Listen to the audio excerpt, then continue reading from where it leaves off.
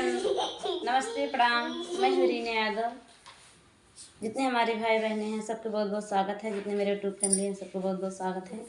मैं आप सब बीच में बहुत प्यारा चटकुला नाच गीत लेके आई हूँ। सास पतोह के नोक झोंक। मेरा गीत कैसा लगा कमेंट बॉक्स में जरूर बताना। अच्छा लगे तो लाइक सब्सक्राइब शेयर जरूर करना। अपना आशीर्वाद दुलार जरूर देना। मेरे चैनल को ज़्यादा सपोर्ट करना। आप सबको बहुत बहुत धन्यवाद। कल जुग में बाऊ